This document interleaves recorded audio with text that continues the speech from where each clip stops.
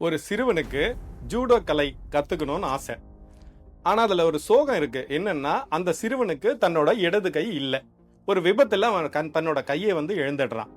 இந்த சூழல்ல இதை கேள்விப்பட்ட ஒரு குரு ஒருத்தர் அவனுக்கு கத்துக் கொடுக்கணும் இந்த ஜூடோ கலையை அப்படின்னு சொல்லி விரும்பி அவன் அந்த மாணவருக்கு அட்மிஷன் கொடுக்கிறார். அந்த பயிற்சியில இந்த மாணவனும் தினமும் பயிற்சிக்கு வரான். அந்த மாணவனுக்கு குரு சொல்லி கொடுத்தது ஒரே ஒரு டெக்னிக் தான். இவனும் 4-5 மாதங்கள் அந்த பயிற்சியை செஞ்சுக்கிட்டே வந்துகிட்டு இருக்கான். இந்த குருவுக்கு இந்த மாணவன் மேல ஒரு நம்பிக்கை வந்துருது. இந்த சிறுவன் ஒரு நாள் அந்த குரு கிட்ட கேட்கிறான், ஒரே டெக்னிக் தான் குரு சொல்லி கொடுத்துருக்கீங்க, இதுவே போதுமா அப்படின்னு சொல்லிட்டு. அதுக்கு அந்த குரு சொல்றாரு, இதுவே போதும், இதை நீ முறையா பயிற்சி பண்ணிட்டு வா அப்படின்னு சொல்றாரு. இந்த மாணவனும் குருவோட சொல்ல தட்டாம தொடர்ந்து அந்த பயிற்சியை செஞ்சுக்கிட்டு வந்துட்டே இருக்கான். ஒரு வருடம் முடியுது. அப்போ ஒரு சாம்பியன்ஷிப் போட்டி நடக்கிறத கேள்விப்பட்டு இந்த குரு இந்த மாணவனை அதுல கலந்துக்க சொல்லி சொல்றாரு. இந்த சிறுவனும் அந்த இடத்துக்கு போறான்.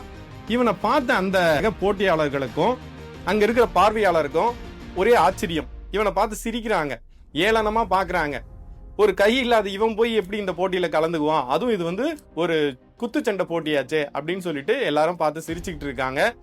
ஆமா, நாம நினைச்ச மாதிரி எல்லாரையும் எதிர்கொண்டு தன்னுடைய பலத்தை கொண்டு ஆக்ரோஷமா விளையாடி அந்த சாம்பியன் பட்டத்தை அந்த சிறுவன் ஜெயிச்சிடுறான். எல்லாருக்கும் ஒரே ஆச்சரியம். அந்த மாணவனுக்கும் தான். குரு கிட்ட கேக்குறான், எப்படி குரு இது சாத்தியம் அப்படின்னு சொல்லிட்டு. என்கிட்ட ஒரு கை தான் இருந்தது, அதுவும் இல்லாம எனக்கு தெரிஞ்சது ஒரே ஒரு டெக்னிக் மட்டும்தான், எப்படி நான் ஜெயிச்சேன் அப்படின்னும் போது அந்த குரு சொன்ன விஷயம், அதாவது உனக்கு ஒரு கை இல்ல அப்படிங்கிறது உன்னோட பலவீனம். ஆனா நீ கத்துக்கின அந்த ஒரு டெக்னிக் இருக்குது இல்லையா, அது ஜூடோ கலையிலேயே மிக உயர்ந்த டெக்னிக். அது பாயிண்ட் நம்பர் 1.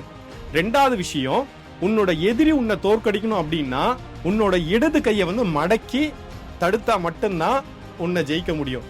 உனக்கு இடது கை இல்ல. இந்த 2 விஷயங்கள் தான் இந்த போட்டியில நீ வெற்றி பெற காரணமாக இருந்தது அப்படின்னு சொல்லி அந்த குரு மாணவன் கிட்ட சொல்றாரு. ஆம் நண்பர்களே, சில நேரங்கள்ல நம்முடைய பலவீனங்கள் தான் நமக்கு பலமா இருக்குது. அதை நம்ம பார்க்கிற பார்வையில தான் அமைஞ்சிருக்குது வெற்றியும் தோல்வியும்.